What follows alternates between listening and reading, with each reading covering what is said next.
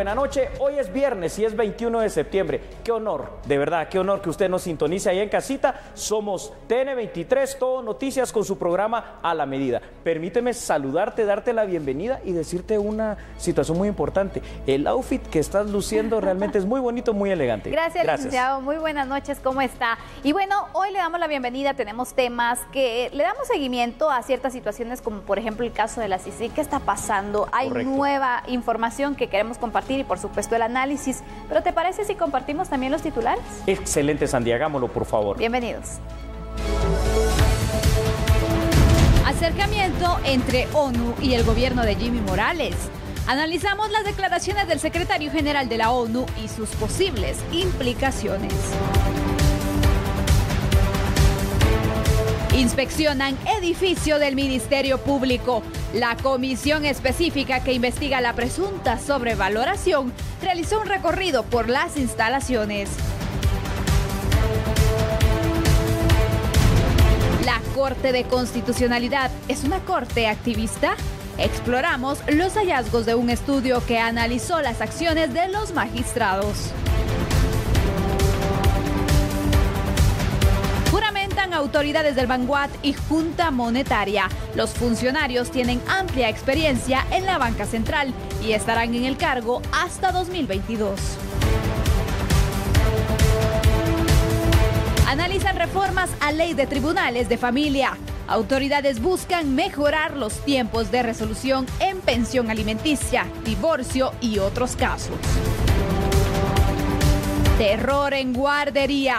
Una mujer de 52 años apuñaló a 5 personas, incluyendo a 3 recién nacidos en la ciudad de Nueva York.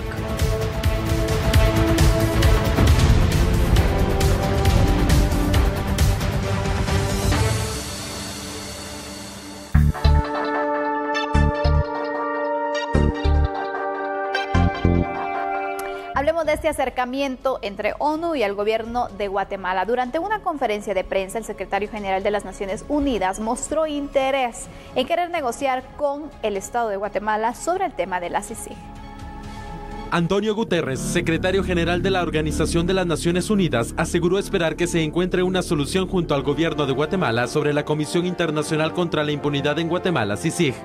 Guterres afirmó que la negociación es algo que está previsto en el convenio de CICIG y aseguró que está interesado en proseguir la negociación para perfeccionar la acción de la comisión. En las declaraciones vertidas en la conferencia de prensa ofrecida en el marco del 73º periodo de sesiones de la ONU, Guterres volvió a lanzar la idea de buscar un comisionado adjunto que coordine el trabajo de la CICIG dentro de Guatemala, ante lo que Guterres llamó el contexto de la situación. Guterres también se mostró dispuesto a reunirse con el presidente Jimmy Morales, aunque afirmó desconocer su agenda de reuniones. Empezamos a ver la luz al final del túnel en este conflicto que hay, porque el acercamiento es el inicio de la solución a la problemática. Se pone en práctica lo que reza el artículo 12 del convenio de creación de la Comisión Internacional contra la Impunidad en Guatemala, el cual dice que toda problemática, ojo, dije toda, debe resolverse por medio de una negociación entre las partes. Recordemos que ya lleva más de un año este conflicto y ahora se empiezan a ver de manera más concreta los primeros pasos para salir de esta solución como debe ser, es decir, respetando lo que está acordado, respetando lo que está pactado, en otras palabras, respetando el propio acuerdo de creación de CICIG, Sandy, como tenía que haber sido desde siempre. Así es. En esta conferencia de prensa, el secretario general de Naciones Unidas entonces muestra ese interés por tener este acercamiento, esta conversación con el presidente de la República y bueno, con su gobierno. ¿Esto nos podría dar la pauta que ahora sí nos están prestando atención a estas sugerencias, a estas peticiones que ha hecho el Estado a Naciones Unidas, o cómo lo podemos interpretar? Tenemos que interpretarlo precisamente de la forma en que tú lo has dicho, Sandy. Así es. No solo finalmente ya se le está prestando la atención y el respeto que el Estado guatemalteco requiere, ¿no? Y que nosotros como país nos merecemos, sino que al final de cuentas también, ¿no? Significa empezar a respetar lo que ya está acordado. El acuerdo de CICIG es muy sencillo, Sandy, son solamente 15 artículos y esos 15 artículos te dicen cuál es la forma para resolver los conflictos en su artículo 12. La gente lo ha aprendido, los invitamos por favor que lean el artículo 12 y todo todo el convenio y ahí solo hay una manera de resolver conflictos, sentándose a negociar las dos partes, que es lo que finalmente el secretario Guterres está dispuesto a hacer. Y hay que tocar otro punto. Por ejemplo, el secretario en este caso ha respaldado al comisionado de CICIG en el tema de la comisión, pero también plantea la de nombrar a un comisionado adjunto, algo que no está en el acuerdo de la creación de la CICIG. Esto podría darnos a entender entonces que Iván Velázquez estaría trabajando para CICIG, pero fuera de Guatemala, por el tema del ingreso a nuestro territorio, o cómo lo podríamos interpretar. ¿Para qué necesitarían entonces a un comisionado adjunto? Una pregunta por demás aguda, porque esto constituye también ahorita una base toral del problema. Pero permíteme pedirle a nuestra fabulosa producción de A la Medida que comparta con ustedes esta información para ir respondiendo lo que tú acabas de preguntar. Las Naciones Unidas, en este momento finalmente muestran esa disposición de sentarse a negociar. ¿Y qué es lo que se quiere, entre otras cosas, discutir? Esa creación que tú has mencionado muy bien, Sandy, de la nueva figura, recalco, nueva, de un comisionado adjunto. Esa figura no existe en el convenio. Ambas partes deben de estar de acuerdo, tal y como lo dice el artículo 15, el cual reza que si se va a modificar de alguna forma o manera el acuerdo de creación, otra vez hay que sentarse a negociar, lo tienen que plasmar por escrito y entonces ya se puede hacer. En la Asamblea General de Naciones Unidas, donde el presidente Jimmy Morales va a acudir la próxima semana a Nueva York, yo creo que va a ser el primer momento, oportunidad y paso al final de cuentas para que se empiece a dilucidar esta problemática. Ahí tiene que hablar el secretario Guterres con el presidente, tal vez ya no seguirse reuniendo ellos dos, sino que designar los equipos del alto nivel que van a terminar de ponerse de acuerdo y de negociar la mejor forma en que la CICIG va a terminar este mandato de aquí al 3 de septiembre del 2019, cerciorándose de que siga y que continúe haciendo lo que le corresponde hacer, pero también trasladando las capacidades al Ministerio Público, Sandy. Pero entonces, ¿cómo solucionamos este tema del comisionado adjunto? ¿Cuál es el fin en realidad? La forma de resolverlo. Exactamente. Iván Velázquez estaría trabajando desde fuera de Guatemala. Sí.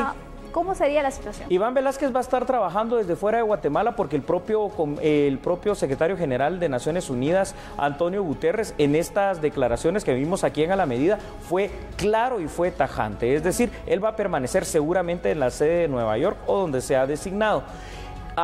Con el tema del comisionado adjunto, eso es lo que no puede nombrarse de una manera tan simple. Es que parece muy fácil, pero que parezca muy fácil no es que se pueda hacer. Nuevamente, por favor, a usted que nos mira, que es un público ahí sí que tan educado, tan lindo que tenemos en A la Medida, lo invito, vea el artículo 5 del acuerdo de creación de CICIG, reza cómo se compone la CICIG, dice un comisionado o comisionada, el personal técnico calificado y una secretaría que va a tener mucho más personal, pero jamás habla de un comisionado adjunto. Si se quiere crear, que eventualmente puede crearse, si el Estado guatemalteco también está de acuerdo, entonces hay que hacer lo que dice el artículo 15.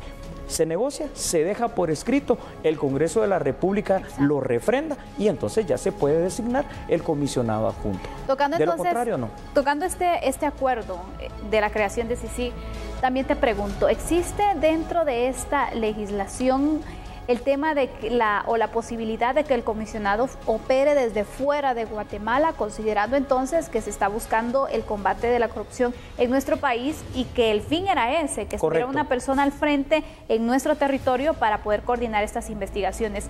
¿Es posible esto? ¿Hay una laguna legal? Hay una laguna legal. ¿Qué está pasando? Cierto, hay una laguna legal porque tal y como son solo 15 artículos, son muy sencillos. El espíritu de este convenio de creación es que el comisionado dirija la Comisión Internacional, obviamente, aquí en Guatemala. Hacerlo a distancia o a control remoto no sería lo más aconsejable. Sin embargo, a pesar de eso, recordemos que CICIG ha seguido funcionando durante esta crisis y los días que el señor Iván Velázquez Gómez no ha estado en Guatemala. Y es más, ayer se logró inclusive, recordemos eso, por favor, televidentes, Sandy, también contigo, una condena importante, llamémosle así, en el caso en contra de un exministro de Gobernación como fue Mauricio López Bonilla. Por eso yo creo que lo más adecuado en esa negociación que será la próxima semana, esperemos el inicio de las mismas, llegar a un consenso de que si está también de acuerdo el Estado de Guatemala con que el comisionado Iván Velázquez en todo caso continúe a control remoto desde allá, o si se mantiene, porque también puede ser que así lo diga ONU, si vamos a estar de acuerdo como Estado en que haya un encargado aquí, que no necesariamente tiene que ser comisionado adjunto, se le puede denominar de cualquier forma, de cualquier manera, o ni siquiera modificar el asunto, o sea, del convenio, sino que simple y sencillamente que haya alguien encargado, pero sin un puesto que esté así específicamente delimitado, sino que simplemente como un trabajador de CICIG más. ¿Qué sería la recomendación en este caso? ¿Cuáles serían los puntos entonces que serían importantes tratar en esta reunión entre el secretario general de la ONU y también el presidente de la República para que se pueda solucionar esta situación completamente?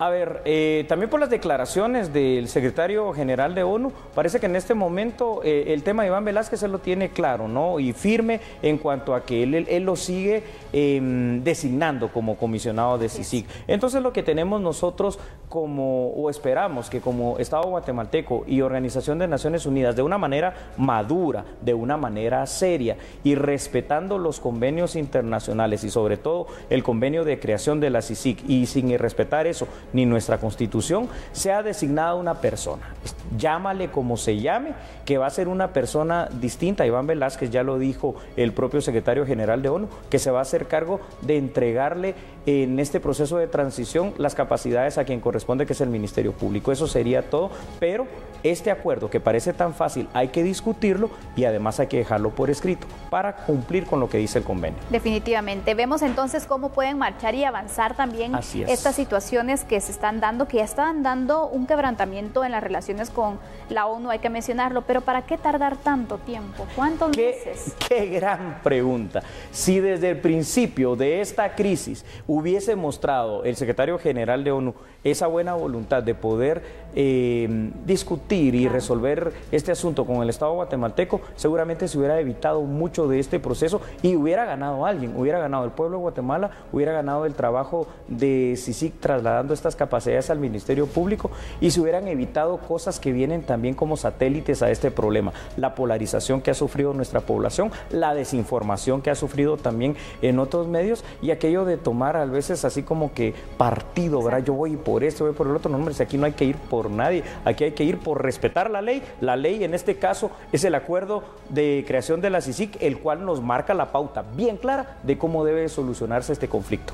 Y ya para concluir, entonces, Julio, te quiero preguntar algo y quiero que me lo contestes de forma breve. ¿Valdría la pena revisar el tema del acuerdo que crea la CICIG para poder hacerle alguna mejora o lo dejamos como está?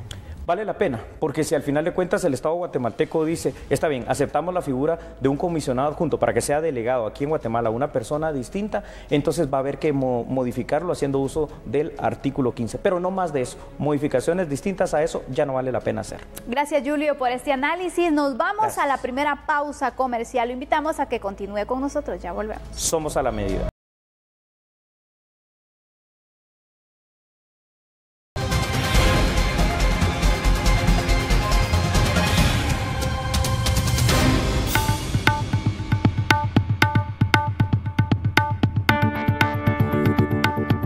Gracias por continuar con nosotros. Hablemos entonces de esta situación que ha generado polémica, la compra del edificio del Ministerio Público. La comisión específica que está a cargo de la fiscalización visitó las instalaciones de este nuevo edificio ubicado en la zona 5 capitalina y encontraron varias deficiencias.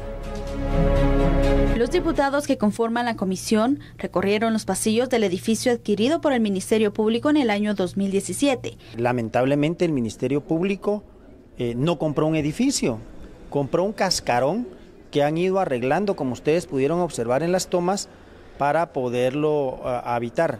Lamentablemente han pasado 10 meses y esto sigue sin habitarse. Es más, el techo falso no está terminado.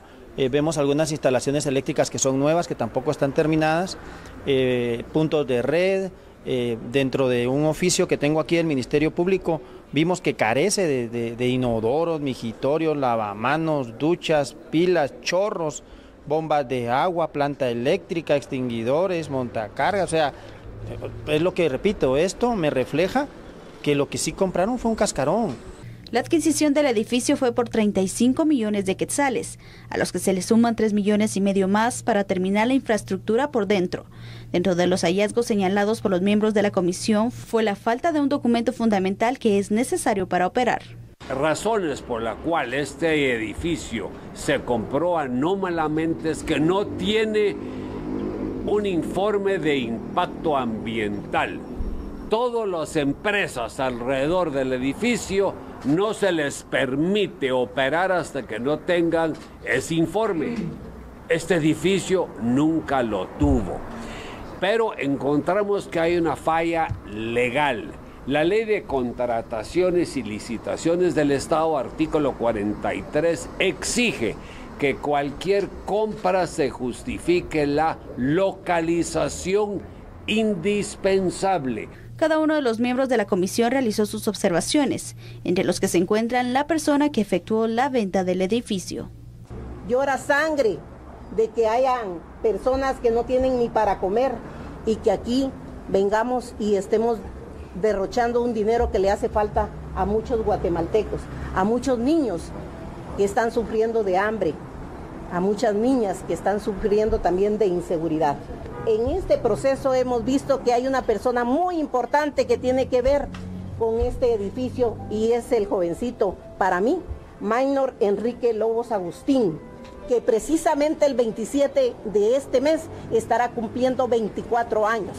Porque no puedo creer que una persona que va a cumplir 24 años sea el representante legal de 60... Administrador de 60 empresas, 52 que están activas. ¿De qué manera, presidente, podemos cerrar el edificio y no permitir que sigan haciendo el trabajo que están haciendo hasta que no termine esta comisión, la fiscalización que se está haciendo? Pueblo de Guatemala, el Ministerio Público pagó hace 10 meses la compra de este edificio y el Ministerio Público no está funcionando aquí. ¿Quién de nosotros los guatemaltecos compra o alquila una casa y no se pasa 10 meses después? Entonces, ¿cuál fue su objetivo comprarla? Edificio mismo que por simple inspección y deducción lógica incluso debería de ser un contrato lesivo a los intereses del Estado y reconocido como tal por las autoridades correspondientes. Este edificio se pagó y está inconcluso. Ahorita por simple inspección y deducción lógica, reitero, es inhabitable. Yo denomino a este edificio el monumento a la corrupción de la señora ex fiscal Telma Aldana.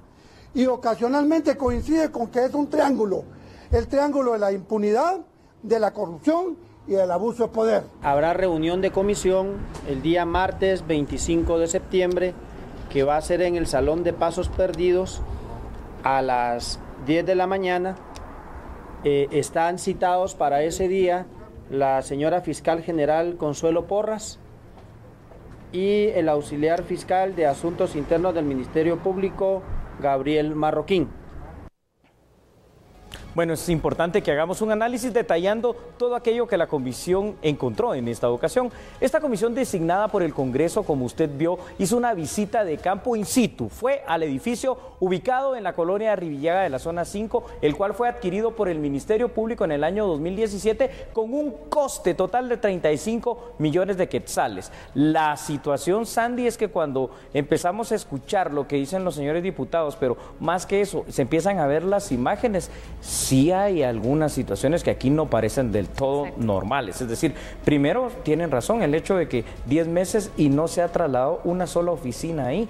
Algo que llamó la atención es lo que ellos afirmaban, Sandy, que se compró, dijeron, el cascarón, es decir, la parte, la fachada por fuera, la obra gris como tal, pero por dentro no estaba listo. Con lo que vimos en las imágenes sí también es evidente de que no están tabicaciones y un montón de situaciones más que, ven, gracias a producción de la medida podemos ver estas imágenes. Hay algunas pequeñas partes en las cuales, digamos, pudiera albergar alguna oficina, pero no está en uso. O sea, aún en aquellos lugares como los que acabamos de ver, Sandy, y mira esto, los materiales, la construcción. 10 meses y todavía no han utilizado esta instalación. Vemos que entonces la compra de este edificio se hizo como una inversión.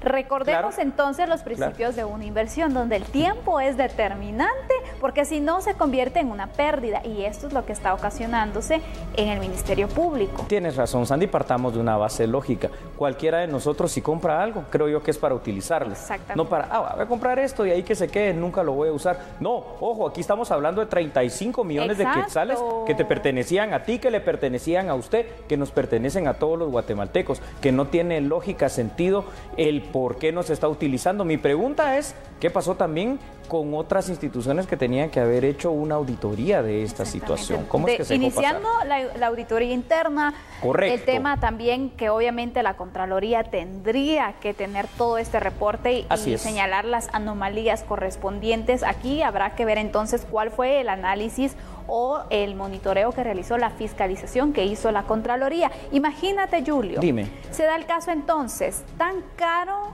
este edificio. Carísimo. Todavía le invierten varios millones para adecuarlo a las instalaciones del Ministerio Público. Y todavía no se usa. 10 meses no se ha utilizado. Entonces, desde aquí nos marca ciertas anomalías. ¿Te puedo preguntar una cosa? Sí. Entonces, ¿no era mejor comprar por esos 35 millones un edificio que ya estuviera listo para pasarse en ese momento? Se suponía que para eso se quería, ¿no? O sea, que para iniciar inmediatamente con pasarse. Aparte de eso, uno de los puntos que mencionaban también los diputados de esta comisión es que lo importante o lo esencial era que el Ministerio Público estuviera cerca de la Policía Nacional Civil, del INASIF, pero está lejos de estas instituciones. No, y en una colonia residencial de zona 5, en Colonia Rivillaga, donde tienes toda la razón. Primero, no hay parqueo, no hay una buena accesibilidad para el público que vaya a ese lugar si es que en algún momento se pone a funcionar, pero luego todo lo demás queda lejos. Permíteme, por favor, contigo, con los televidentes también de La Medida y a través de nuestra producción compartir esta información que va a sustentar más este análisis todavía. Según la Comisión de Diputados que investiga esta compra, este edificio se compró solamente eso, es decir, la obra gris, sin baños o instalaciones adecuadas. Es de recalcar lo que dijo Sandy Monroy hace unos minutos, ya se le ha invertido algunos millones más. Se asegura que el edificio está en una zona residencial y se argumenta que no tiene lógica precisamente lo que tú señalaste. El hecho de que es un criterio de la ley de compras y contrataciones de que los edificios públicos tienen que ser accesibles a todo el público, pero accesibles sobre todo a lo que se va a utilizar. Y lo que no hay aquí es una cercanía con las instituciones del sector justicia, que eso dentro de todo lo que han dicho hoy los diputados sería lo menos grave. Lo grave es gastar millones de millones por nada. Definitivamente. Mira, dentro de las distintas anomalías que se han logrado evidenciar hasta el momento, porque todavía falta. Correcto. Se dice entonces en el tema de la compra de este edificio que tiene 6 niveles. Los diputados dicen, aquí solo miramos 5. O sea que hay un nivel que falta encima de todo. Ese es uno de los hallazgos. Claro que sí. Solo quiero concluir con una situación, Sandy, también algo que me llamó la atención de lo que los diputados dijeron, que quien de alguna manera administraba y se encargó de terciar la compra de este edificio, un joven que está a punto de cumplir 24 años, que representa a otras 52, 60 empresas activas. Yo no sé, pero huele mal. Exactamente. Bueno, ya para finalizar, ¿cabe la posibilidad que Telma Aldana venga a rendir cuentas por esta compra? Porque obviamente ella estaba al frente del Ministerio Público. De nada sirve que la nueva fiscal lo haga. Era cuentadante y tiene la responsabilidad por 20 años. Lo va a tener que hacer. Bueno, concluimos este tema. Es momento de conocer otros temas. Hablemos de situaciones judiciales donde los jueces y magistrados se reunieron para analizar las reformas a la ley de tribunales de familia. Hay algunos atrasos en casos, por eso ellos buscan agilizarlos.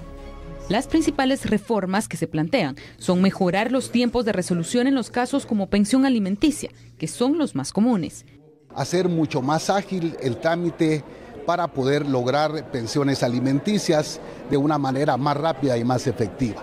Yo creo que este es un aspecto sumamente importante porque estamos atendiendo a un sector vulnerable de la sociedad.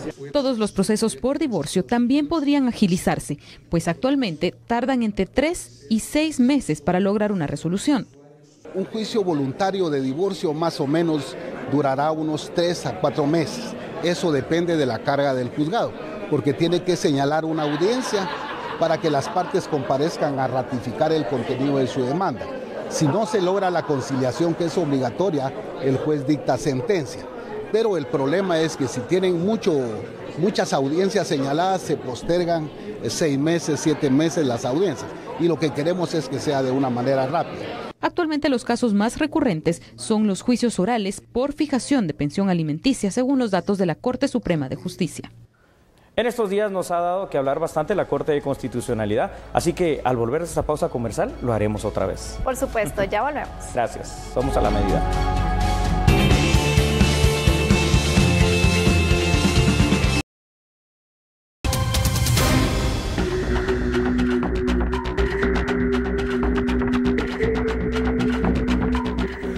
Pasando con la Corte de Constitucionalidad, bueno, se presentó un informe donde se dice que desde el 2014 a 2017 tan solo el 2% de los casos relacionados al tema tributario que ingresaron a la Corte de Constitucionalidad fueron a favor de una empresa o persona individual. Así resalta entonces este informe, pero conozca otros detalles a continuación. Un informe del Centro de Estudios Económicos Sociales indica que luego de los casos relacionados a la línea, se evaluaron 1.613 resoluciones de la Corte de Constitucionalidad, en donde se observa una inclinación a favor de la Superintendencia de Administración Tributaria. Lo que hicimos fue recolectar 1.613 resoluciones de casos tributarios, donde está involucrada la Superintendencia de Administración Tributaria. Lo que queríamos observar eran las tendencias en el comportamiento de la Corte del 2006 al 2017 y encontramos 5 hallazgos. Uno de ellos es que los magistrados votan por unanimidad en estos casos en 98% de los casos. Encontramos que hay a partir del 2014 un cambio de tendencia interesante donde incrementan los casos relacionados con la SAT y que los votos de la Corte a partir del 2014 son cada vez más favorables a la Superintendencia de Administración Tributaria y menos favorables a los individuos o empresas que ponen amparos o apelaciones de sentencia en amparo. El activismo podría influir en torno a las sentencias judiciales. Estamos hablando de presiones políticas, hablamos de contexto político y cómo el contexto político podría influir en la manera en cómo las cortes en general tienden a resolver. Esto es algo que sucede no solamente en Guatemala, sino en todo el mundo.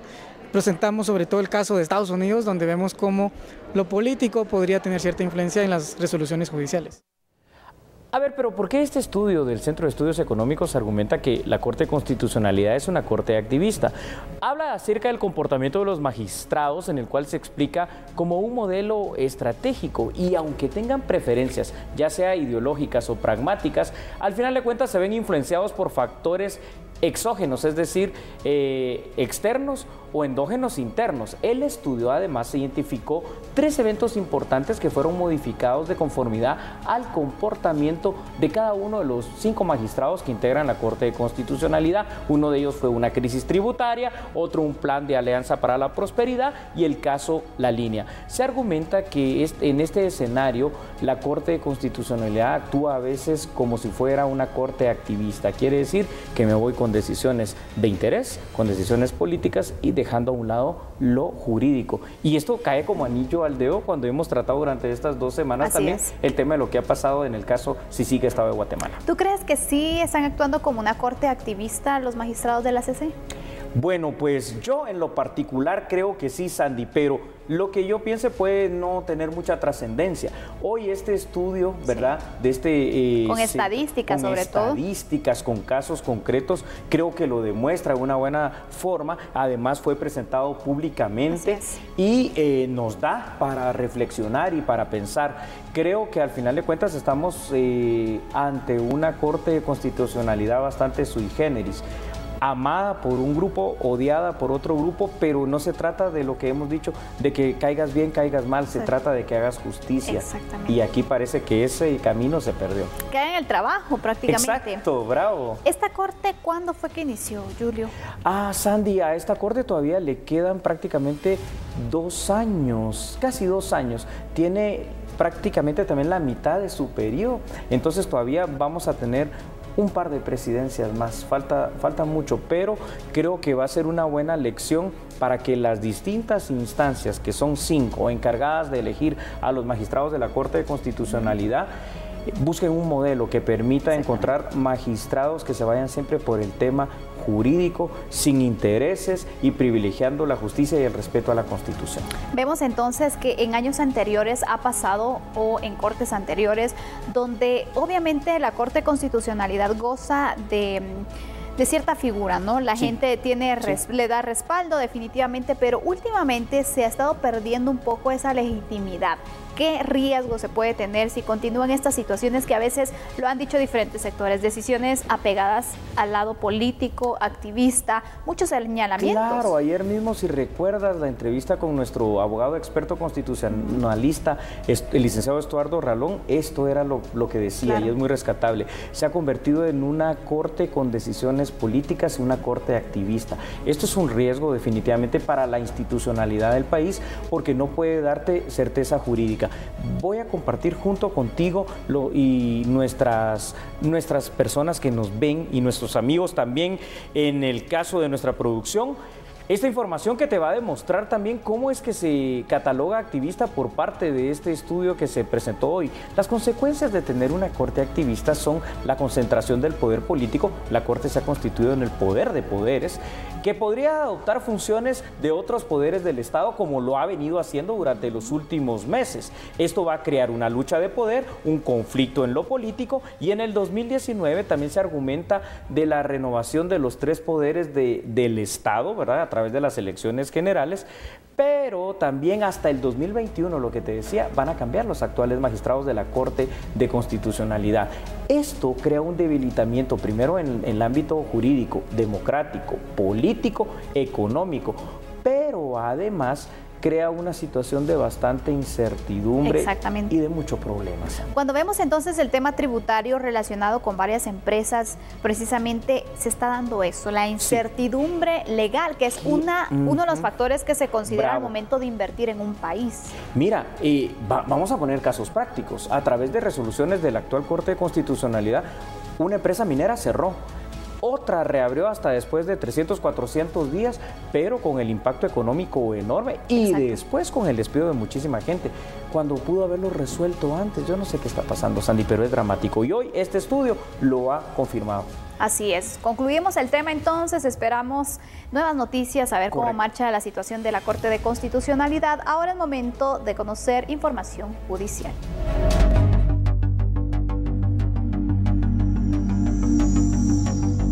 Nos trasladamos a la Torre de Tribunales, donde los abogados defensores de los procesados en el caso penal Lago de Amatitlán solicitan una sentencia absolutoria para sus patrocinados, al asegurar que durante el juicio la Fiscalía Especial no logró demostrar que hayan cometido 1 o 2 delitos penales.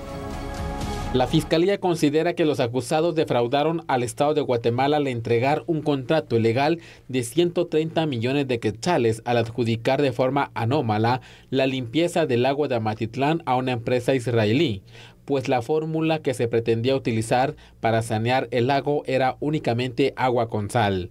El Ministerio Público solicitó que Mario Valdetti, hermano de la ex vicepresidenta de la República, Roxana Valdetti, sea condenado a 22 años de prisión por la comisión de los delitos de asociación ilícita, fraude y tráfico de influencias. Toda vez que cuando esta defensa interrogó al testigo Héctor Blanco, fue claro en manifestar que no encontró un solo documento en donde Mario Alejandro Valdetti Elías diera esas órdenes ilegítimas. Que no encontró un solo documento relacionado con la compra del producto orgánico. La abogada defensora agrega que su patrocinado no conocía al resto de acusados, únicamente a su hermana, Roxana Valdetti. Por esa razón, no se puede hablar de una organización criminal, como lo indicó la Fiscalía Especial. Los jueces deben escuchar los argumentos de 13 abogados. La lectura de sentencia podría ser la primera semana de octubre, con el veredicto del tribunal de resolver si los acusados son inocentes o culpables. Bien, y si usted cree que ya hemos terminado acá, no, vamos a continuar todavía, pero antes vamos a una pausa comercial, Sandy, ¿te parece? Así es, ya volvemos.